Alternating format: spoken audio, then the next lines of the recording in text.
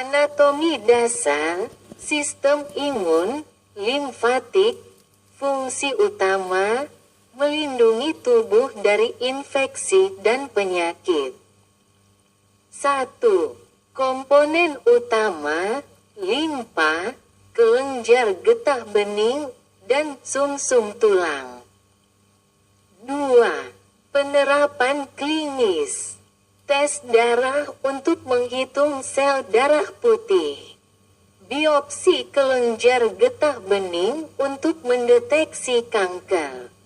Penjelasan detail sistem imun. Sistem imun adalah sistem pertahanan tubuh yang berfungsi untuk melindungi tubuh dari berbagai patogen, seperti bakteri, virus, jamur, dan parasit, serta dari sel-sel yang rusak atau kanker. Sistem imun juga berperan dalam mengidentifikasi dan menghancurkan mikroorganisme asing yang dapat menyebabkan penyakit dan menjaga keseimbangan dalam tubuh. Sistem imun bekerja melalui berbagai mekanisme yang sangat terorganisir dan terdiri dari beberapa komponen yang saling berinteraksi untuk melawan infeksi dan menjaga tubuh tetap sehat. 1.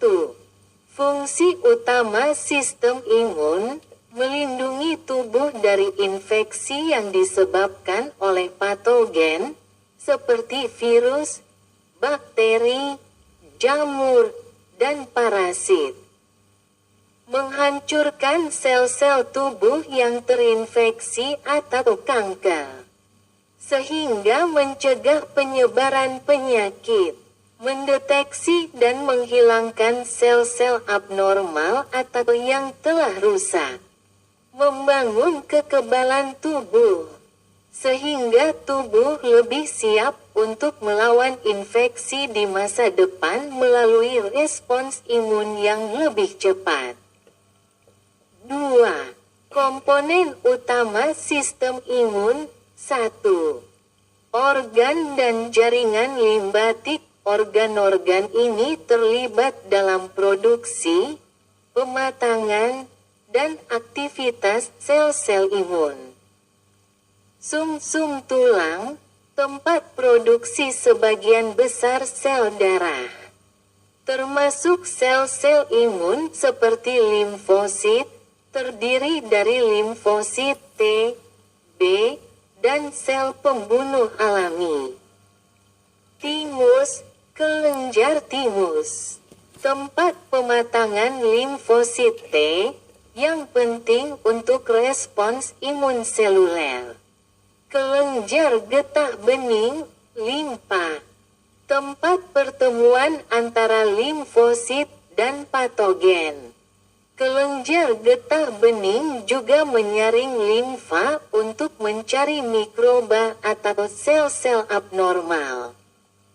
Madu otot, struktur yang berfungsi sebagai sistem pertahanan pertama tubuh terhadap patogen, termasuk kulit dan membran mukosa.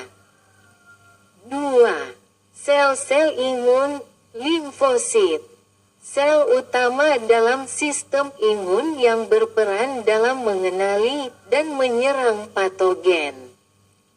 Limfosit T terlibat dalam respons imun seluler dan membunuh sel yang terinfeksi atau abnormal. Limfosit T dibedakan menjadi T helper, yang membantu merangsang limfosit B dan sel T lainnya, dan T sitotoksik, yang langsung membunuh sel yang terinfeksi. Limfosit B menghasilkan antibodi, imunoglobulin, yang berfungsi untuk menetralkan patogen dan menandai mereka untuk dihancurkan oleh sel imun lainnya. Sel NK, natural killer. Sel pembunuh alami yang dapat mengenali dan menghancurkan sel yang terinfeksi virus atau sel tumor. Makrofag, sel besar yang memfagosit, memakan, patogen, sel yang mati, dan debu.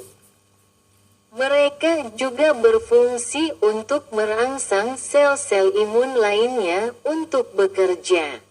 Neutrofil, sel darah putih yang pertama kali merespons infeksi bakteri dengan menghancurkan patogen. Dendritik sel, sel yang berfungsi untuk menangkap dan mengolah antigen, zat asing, lalu memperkenalkan antigen tersebut kepada limfosit, terutama limfosit T3. Antibodi, imunoglobulin, fungsi, protein yang diproduksi oleh limfosit B untuk mengenali dan mengikat antigen, zat asing, seperti bakteri dan virus. Antibodi menandai patogen untuk dihancurkan oleh sel-sel imun lainnya. Jenis-jenis antibodi, jenis antibodi yang paling umum dan melawan bakteri dan virus. IgM, antibodi yang pertama kali diproduksi saat infeksi baru. IgA ditemukan di permukaan mukosa, seperti saluran pencernaan dan saluran pernapasan, membantu melawan infeksi lokal. Ig terlibat dalam reaksi alergi dan respons terhadap parasit. Iget terlibat dalam pengenalan antigen dan memulai respons imun. 4. Sistem komplement, fungsi, sistem protein dalam darah yang membantu antibodi dan sel-sel imun lainnya untuk melawan patogen. Protein-protein ini bekerja sama untuk membunuh bakteri atau sel yang terinfeksi dan meningkatkan peradangan untuk mempercepat respons imun.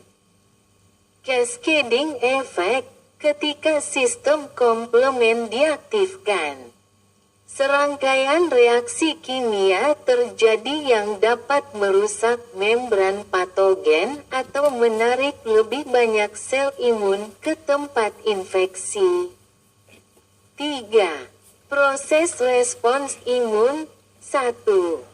Respons imun innate, bawaan. Ini adalah respons pertama tubuh terhadap patogen yang masuk dan bersifat non-spesifik, artinya tubuh mengenali patogen berdasarkan pola yang umum, misalnya, permukaan bakteri. Komponen, kulit dan membran mukosa, barikade fisik pertama terhadap patogen. Makrofag dan neutrofil, sel yang cepat bereaksi terhadap patogen dengan memfagosit dan menghancurkan mereka. Protein komplement, membantu menghancurkan patogen secara langsung. Peradangan, respons peradangan terjadi saat tubuh mengenali adanya infeksi. Pembuluh darah melebar dan meningkatkan aliran darah ke daerah yang terinfeksi, membawa lebih banyak sel imun untuk melawan patogen. 2. Respons imun adaptif didapat. Respons imun yang lebih spesifik dan mengingat patogen yang pernah masuk ke dalam tubuh. Ketika patogen yang sama masuk lagi, sistem imun akan merespons lebih cepat dan lebih kuat. Prosesnya, pengenalan antigen, Sel dendritik memproses antigen dan mempresentasikannya ke limfosit T. Aktivasi limfosit T dan B. Limfosit T membantu membunuh sel yang terinfeksi. Sementara limfosit B menghasilkan antibodi untuk melawan patogen. Memori imun setelah infeksi. Beberapa limfosit T dan B menjadi sel memori yang tetap ada di tubuh untuk merespons lebih cepat jika patogen yang sama menyerang lagi. 3. Fase pemulihan. Setelah patogen dihancurkan, tubuh memasuki fase pemulihan di mana sel-sel imun yang tidak lagi dibutuhkan akan mati, dan tubuh akan kembali ke keadaan normal. 4. Kekebalan tubuh. 1. Kekebalan alamiah, bawaan. Perlindungan yang ada sejak lahir, seperti kulit, membran mukosa, dan sel-sel imun bawaan. Didapat kekebalan yang terbentuk setelah tubuh terpapar infeksi atau vaksinasi. Sistem imun mengingat patogen dan memberikan perlindungan lebih baik jika terpapar di masa depan. 2. Vaksinasi. Fungsi vaksin mengandung antigen dari patogen yang dilemahkan atau dimatikan, sehingga sistem imun bisa memproduksi antibodi dan sel memori tanpa menimbulkan penyakit. Keuntungan, mempertajam respons imun tubuh terhadap patogen tanpa menyebabkan penyakit serius. 5. Gangguan pada sistem imun. 1. Imunodefisiensi. Definisi, gangguan di mana sistem imun tidak berfungsi dengan baik, menyebabkan tubuh lebih rentan terhadap infeksi. Contoh, HIV/AIDS, di mana virus merusak limfosit T, khususnya sel CD4+, yang membuat tubuh tidak mampu melawan infeksi. 2. Alergi. Definisi, respons imun yang berlebihan terhadap zat yang sebenarnya tidak berbahaya, alergen. Contoh, asma, rinitis alergi, atau reaksi alergi terhadap makanan atau obat-obatan. 3. Autoimunitas. Definisi, ketika sistem imun salah mengenali sel tubuh sendiri sebagai patogen dan menyerangnya. Contoh, lupus, artritis reumatoid, atau multiple sklerosis. 4. Kanker.